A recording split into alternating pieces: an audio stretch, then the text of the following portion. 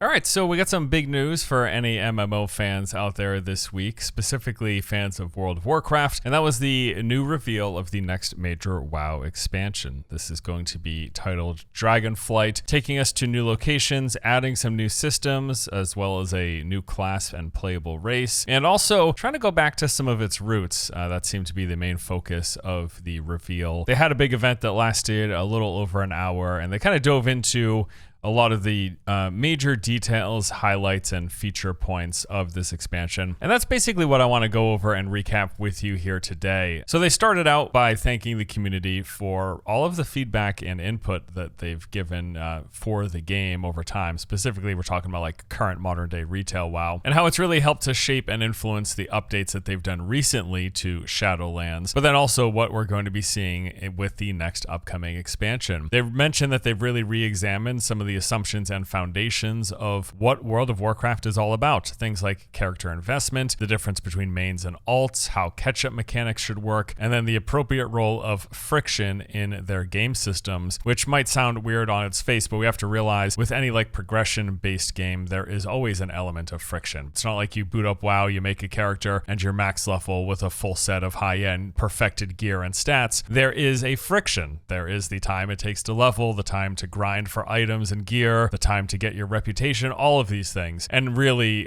these sort of games come down to a balance of player effort and the rewards that you're given. And getting that balance right plays a big role in like how good it feels to progress in these sort of games. So that is the basics of their intro. And again, like I said, I think it sets the tone for everything else that we're going to be talking about. Now let's talk about the reveal. So Dragonflight is going to be a return back to Azeroth and a focus on a more high fantasy setting, which was really kind of the foundation of what a lot of WoW was. They showed off the cinematic intro. It's like 5 minutes long, and the basic gist of it is the dragons left the Dragon Isles to deal with some of the issues that were going on in WoW's lore, and they left it in control of these things called the Watchers. In the cinematic, we see the Watchers basically lifting the mist, and then the dragons returning to Dragon Isles because they can now find it once again. So the Dragon Isles are basically a return of dragons to Azeroth. That's going to be the main focus. They're going to include 5 new zones, 4 of which will be leveling zones, and 1 of which will be a brand new starter zone for the new race and class. There's also going to be a focus on the dragon aspects built into the very environments. The dragonflights themselves are going to play a big role in each of the levels and just the overall design and aesthetic. And I should mention as well, they're bringing leveling back. You know how they just decreased the level cap to 60. They did that squish. Well, now the level cap is going to be 70. So yes, we will be leveling again in this upcoming expansion. All right, so the first big thing that is coming is a new playable race and class, and they are intertwined. Talking about the Dracthyr Evoker. So the new playable race is the Dracthyr. There are these draconic humanoid creatures. So they have both human and dragon forms. Think basically the Worgens. But the thing with the Dracthyr is that they are only one playable class. You're not going to be a Dracthyr warrior. You're not going to be a Dracthyr paladin. You can only be the newest class coming to the game, which is called the Evoker. These are a hero class similar to Death Knights. They will be starting out at level 58. They even are going to have their own zone. As I mentioned, one of the 5 new zones in the Dragon Isles are going to be a Dracthyr specific zone. And also, as a hero class, you're going to get to choose what side, what faction you want to align with, be it Horde or Alliance. So the Dracthyr, being dragon creatures, they wield the magic of all 5 dragonflights, and this plays into their Evoker class's 2 available specs. There will be a ranged DPS spec and a healer spec. So Devastation is the DPS spec. It uses mostly red and blue magic. That is going to be focused on dealing ranged damage. They're calling this a medium-ranged, mid-range damage dealer, by the way, if that gives you any indication of to expect in terms of how far away you'll be standing from your targets. And the healing spec is known as Preservation, which focuses primarily on using green and bronze magic. Now, throughout the event, they showed clips of the Evoker class in action, and we saw a variety of different sorts of abilities. We saw this bolt attack. We saw an energy beam, which can be used, and you can move while you're attacking with this. We saw this ranged elemental melee attack using these claws to do this uppercut and damaging enemies from far away. There was an Onyxia-style strafing deep breath ability, a wind buffet, a barrage, which they called Pyre, as we learned later, Fire, and there was also a ground-targeted AoE heal ability. There's also a new spell type. It's called an Empower spell, and how it works is you charge it up by holding it down, and they say this is meant to give like weight to it. The longer you hold down your ability, the stronger it's going to get. So presumably we're just going to have these bars that fill up, and then when you get to the highest damage dealing bar, you release it for maximum effectiveness. Or you could do a shorter range to do damage quicker, but it would be less effective. That's the basic gist of it. Dracthyr Evokers have a glide that appears very similar to Demon Hunters. We did also learn, though, that they are going to be able to fly. There's this new system of dragon riding coming in with this expansion. For Dracthyr specifically, they are going to have access to be able to actually fly around as if they were mounted on the new dragons in this new system. So that's kind of cool. And again, there are human and dragon forms, and both of these are going to have some extensive customization. They said they also showed off quite a bit of this. So anytime a new MMO gets a new playable race or class, it's always exciting, something to mix it up and freshen things up. I will say I join the people who express a little bit of disappointment in that it is such a intertwined situation where Dracthyr can only be evokers and evokers can only be Dracthyr. Like, I loved the idea of like a undead evoker or the idea of playing a warrior Dracthyr. There's a lot of combinations that I think in my head would be pretty cool, but that's just not the case. They are very, very much together because of the dragon elemental power nature of the evoker class, and that's the primary focus, especially things with like doing strafing runs but requiring you to fly and all that. They want them to just be one and the same. I understand why they're doing it, but I think that's kind of a bummer. Also, I can't not mention this, like following this expansion announcement, I've just seen so many people really railing on the visual appearance of the Dracthyr race. I mean, I'll say it, I don't think it's like amazingly badass looking or anything, but I think they look fine. Like, Blizzard art is always pretty solid, and I don't think this looks bad. I guess it would be cool if they were more imposing looking, and we'll see if Blizzard makes any changes. Who knows? If the community uproar is loud enough, then they may very well make some alterations to the appearance, but I don't know. They look like humanoid dragons. Yes, they could look more imposing, they could look bulkier, they could look cooler, I suppose, but I'm not particularly fussed about how the dragon character looks. I think it's kind of just whatever to me. It's personal.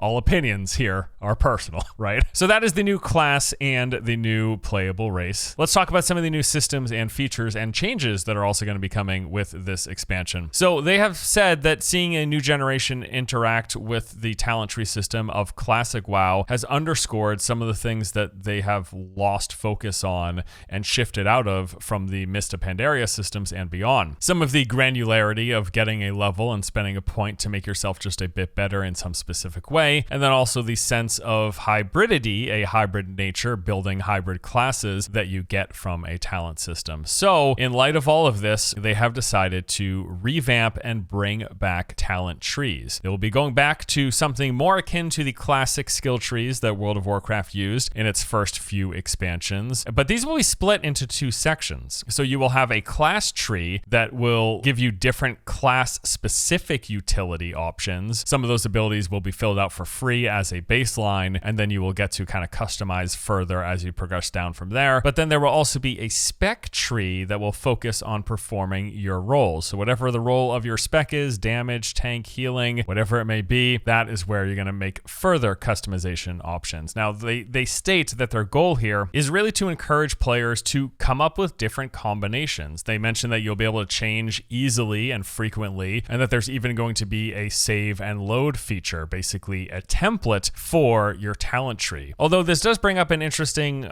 concern, I suppose. Are we just going to have a handful of talent templates that we're swapping between constantly for this reason? If there is supposed to be this mixing and matching and we're going to have these save templates, are we then going to run into the issue of, I've got a template that I use for open world and one for PvP, but then maybe I've got a template for single target damage or one for cleave damage, or maybe I have a template for each of the different bosses in a raid because presumably you could fine tune your skill trees to be ideal for fighting each of the bosses depending on their mechanics. I suppose it makes us wonder whether we're just going to be consistently swapping between specs for all these different circumstances. I guess it's just an interesting point to bring up. I don't know that I'm particularly worried about it, but for people who really dive super hard into the game, this seems like this could be a situation that they would run into with going back to the system. I guess with everything though, there's pros and cons across the board. In general though, I think it's pretty cool. Like, I'm excited to see talent trees back. I'm always happy to try whatever new crazy stuff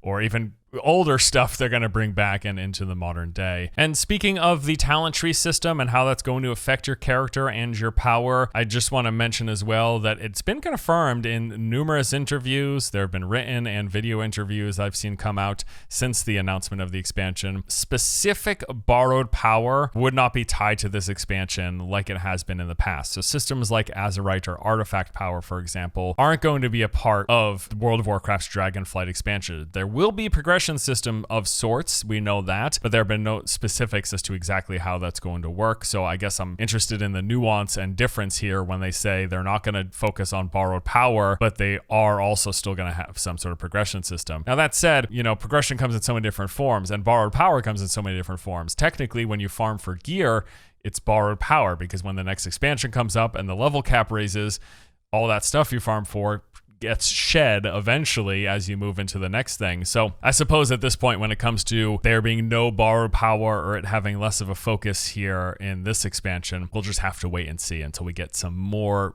really granular specifics. Some more new things coming here will be also a overhaul and revamp to the user interface. They said there's going to be a lot of changes and updates to the default UI that is in the game. Apparently, this will be the first big revamp that they've done in 18 years. It's going to offer a lot more customization for the player. They reference all of the great add-ons that exist, but the fact that many players don't engage with the add-on system. They don't go to different websites and download add-ons, move them into different folders, and so they just don't do that, and they want to open up a lot of these options and customization to everybody. In addition to that though, they also are going to be seeing an art update to the UI with a cleaner and more modern look. They talk about things like a change to the mini-map, a change to player frames and target frames, and then just even the skill bars as well. They also touch on some profession changes. They say that professions have been a staple of the game for a long time, and they really want to deliver on the fantasy and the identity of players being a crafter. They've rethought professions and they really want to make them feel fun and relevant again. We've heard stuff like this in the past, but let's see what they're talking about doing here. So they say they want players to be able to invest time and energy into becoming a master crafter and to be able to make items in demand while interacting with the community. Part of this is going to come through this new work order system. So rather than players spamming trade chat that need particular items or things crafted, even if you aren't engaged as a crafter or have a skill or profession, you can take the materials for different things you want crafted. Say you want a helmet or a sword or a particular potion. If you can gather those materials or buy them on the auction house, you can then place work orders as well as a commission to pay the crafter, and they can make it for you seamlessly. You don't have to find them. You don't have to spam trade chat and wait for someone to reply to you. You can just post these orders, and then at some point, some crafter will come along and fulfill them for you. This is also going to let non-crafters gain access to some of the crafted soul-bound items, and they say because of this, it's going to allow them to make more powerful items because they will technically be available to anybody through the work order system. There are also some other things. They're adding like new crafting tables for each profession. These will be located in the new major city, and there's also going to be new gear types for every profession with dedicated slots. So these are like outfits that make you better at what you're doing. There will be a mining outfit, for example, with like a hard hat and a pick and a backpack. And the final new major feature coming in this expansion is dragon riding. This sounds really, really cool. This will be different from traditional flying mounts. It includes new animations, but also new functionality. There's a brand new movement system associated with it that's really meant to add a sense of physics, weight, gravity, and momentum. There will be special abilities and things that you can do. You'll have to dive down to pick up speed and then launch yourself back up into the air. This will also be tied to some new screen effects like contrails when you reach max velocity and a sort of a blurring around the edge as you get really, really really fast into a dive. And it's something that's also going to be unlocked right away in the expansion. We're not going to have to wait until we gain some faction reputation before we can start using dragon riding. We'll have access right away, but it will progress with time. So it won't be at its full power. You'll start off pretty basic, maybe just doing some simple gliding and a little bit of flying. But over time, you're going to get more effective, more efficient, and just more capable. Now, on its face, this looks incredibly similar to how mounts work in Guild Wars 2, specifically the gliding and flying mounts in Guild Wars 2. Personally, as someone who's been playing this game, Guild Wars 2, pretty much nonstop for the past, I don't know, month and a half or 2 months, however long it's been. I've been playing a lot of this game. I only just unlocked mounts recently, and I have to say, Guild Wars has knocked this out of the park. The mount system is phenomenal, and frankly, I'm happy to see it. It's something that I feel like should be in more games in general, not even just MMOs. They really did well by how mounts feel, how they function, how that plays into the gameplay and the traversal. WoW implementing something like this, sure, it might be a rip in a lot of ways, but I also think that's part of how competition works. And if Guild Wars 2 having an amazing mount system pushes other games to improve their mount systems in similar, if not near identical ways, ultimately I think that's just better for us as gamers. I want something like Guild Wars 2 mount system in most MMOs that I've ever played. It's just that good. It's so much better than the basic, you go on a mount, it just increases your movement speed by X%, and you hit auto run, and that's it. Like, flying and going on horses in so many MMOs just feels so bland and boring and unengaging compared to how they do mounts in Guild Wars 2. So I think it's a net positive, whatever you feel about WoW copying Guild Wars 2. I think it's a net positive, and hopefully they do it just as well. I mean, I'll be honest, even just based on the animations that they showed in this preview event, it doesn't look as good, and that would be astounding because Guild Wars 2 has had these mounts for quite some time now. It better be just as good. It better be an improvement. Ideally, that would be what we're aiming for, right? One cool thing that they are doing that's a little bit different than Guild Wars has skins for their mounts, but with dragon riding in WoW, they're going to allow you for some bunch of different customization. This isn't just going to be like a base mount that you can get a skin for that changes it from head to toe. There will be a ton of little bits of customization that you can do from the just generic type of a dragon that it is, but then also some more granular stuff into their facial structure, the wings, their coloring, all sorts of different stuff. So that's cool to see. There was a bit of the presentation that did a deep dive of the story and setting. Nowadays, I'm comfortable saying I'm like a WoW tourist. I come and go with the new expansions. So when it comes to the story and the overall narrative from classic all the way to today, I haven't followed it. I don't particularly care too much, but what I was interested in is they gave some details about each of the new settings and the play space that we'll be in these new playable zones, these new areas. So first up is the Waking Shores. This will be the first zone that we get to go through in the expansion. They refer to these as wild and untamed lands, lava flowing from mountains down to the beach. There will be proto-dragons swooping around and attacking you in your expeditions. The first zone, Waking Shores, has a big focus on the Red Dragonflight, led by Alex Straza. They are there to protect everything that lives, and then when the Horde and Alliance arrive, they're meant to help guide players through the new land. It's also home, though, to the Black Dragonflight, fallen on tough times since Deathwing's defeat, and they're going through their own internal struggles that will play a role in. And dragons, the longtime rivals, the Jaredin, are also on the Dragon Isles and in the Waking Shore. These are half giants that wield the power of magma, and also in the Waking Shore, we'll be seeing ducks. Everyone's super excited. The second zone is on Aran Plains. These are big, wide open plains. The player starts off in this sort of constricted area, and then as they move in, it opens up into this massive, sprawling space. The Centaur are prominently featured in these plains, and they are seeing a model revamp. Green dragons also make their homes in the groves that are all about this zone. And with this zone, because it's a wide open plains, they've looked to boost the max view distance in the game. The third zone is the Azure Span, one of the biggest in the game overall, with a big visual elevation change. They have pulled a lot of inspiration from Grizzly Hills here. There are these large redwoods. You'll be shrouded in fog as you move through these dense forests, but then it also rises up into these snowy mountains. Azure Span is home to the Knolls as well as the Tuskar in the tundra regions. The Tuskar also going to be getting a visual upres, and Azure Span is home to the Blue Dragonflight. And then finally, finally, we have Thaldraszus. This is the seat of power for all 5 dragonflights. The huge vertical mountains, deep cave systems, and it's also full of all this ancient dragon architecture. Also in this zone is the main city and player hub for the expansion. It's a place called Valdrakken. It has a basic major city stuff. There will be an auction house here, as well as those crafting tables that I mentioned. And this is where you're going to see a lot of other players and probably group up and stuff like this. So that is a basic overview of all of the major points and features that are coming in World of Warcraft Dragonflight. When are we going to get to play it? Well, not sure at the moment. There will be a alpha starting up in the presentation. They said at some point in the future. Super vague. It gave us no idea of what to expect.